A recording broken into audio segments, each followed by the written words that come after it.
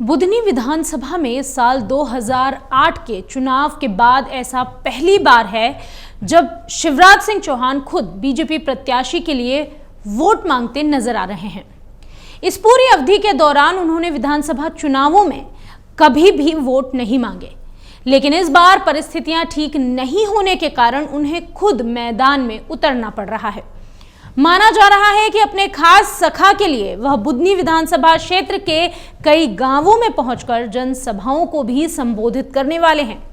पहले दौरे के कार्यक्रम के मुताबिक वो पिपलानी, छिंदगांव, काची और रेहटी में चुनावी सभाओं को संबोधित करने के साथ ही आम मतदाताओं से रूबरू हो रहे हैं। लेकिन कहीं ना कहीं सवाल तो ये बनता है कि जब वो खुद प्रत्याशी थे तब उन्होंने कभी चुनाव प्रचार नहीं किया, तो आखिर ऐसा बुधनी में क्या बिगड़ गया कि शिवराज सिंह चौहान को मैदान संभालना पड़ा। नमस्कार, मेरा नाम है कनुप्रिया सत्तन और आप देख रहे हैं अमर उजाला। बुधनी में विधानसभा का उपचुनाव होना है, जिसमें भाजपा की ओर से रमाकांत भार्गव प्रत्याशी हैं। 2006 से लेकर 2023 तक हुए सभी चुनावों में शिवराज सिंह चौहान भाजपा की ओर से यहां प्रत्याशी रहे। 2006 में हुए उपचुनाव के दौरान उनके द्वारा विधानसभा क्षेत्र में पदयात्रा करते हुए वोट मांगी गई थी, लेकिन उसके बाद आम चुनावों में वह अपने लिए कभी भी बुधनी की जनता के पास वोट मांगने नहीं गए। विपक्षी दल से कोई भी नेता चुनावी मैदान में उतरा हो या फिर किसी भी बड़े स्टार प्रचारक की सभा हुई हो, बावजूद इसके शिवराज सिंह चौहान ने कभी भी अपनी विधानसभा बुधनी का रुख नहीं किया। अब पूरा चुनाव क्षेत्र के कार्यकर्ता जनता के हवाले रहा करता था।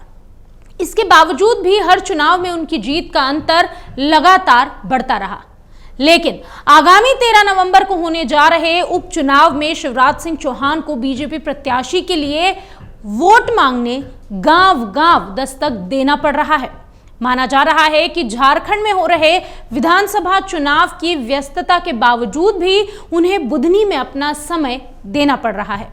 इसके पीछे एक बड़ा कारण भाजपा प्रत्याशी का कार्यकर्ताओं और आम जनता के बीच पुरजोर विरोध भी है, जिसे थामने के लिए शिवराज सिंह चौहान को मैदान में उतरना पड़ा। उनके द्वारा लगातार भाजपा के वरिष्ठ कार्यकर्ताओं और नेताओं से सतत संपर्क बनाकर चुनाव में जुटने के निर्देश भी जारी कर दिए गए हैं। यानी बुधनी की जनता के साथ साथ कार्यकर्ताओं को खुश करने के लिए शिवराज सिंह चौहान मैदान में हैं। बुधनी विधानसभा में कांग्रेस की काट शिवराज सिंह चौहान माने जाते हैं, जिन्होंने कांग्रेस के गढ़ को नेस्तो नाबूद कर दिया था। बावजूद इसके तब से लेकर अभी तक कांग्रेस इस विधानसभा पर कभी भी फतह हासिल नहीं कर सकी, कभी भी जीत का परचम नहीं लहरा सकी। साल 1990 में अपनी राजनीति का आगाज करने के बाद पहला चुनाव उन्होंने 24,000 से भी अधिक मतों से जीता था। इसके बाद से शिवराज की जीत का कारवां लगातार जारी है।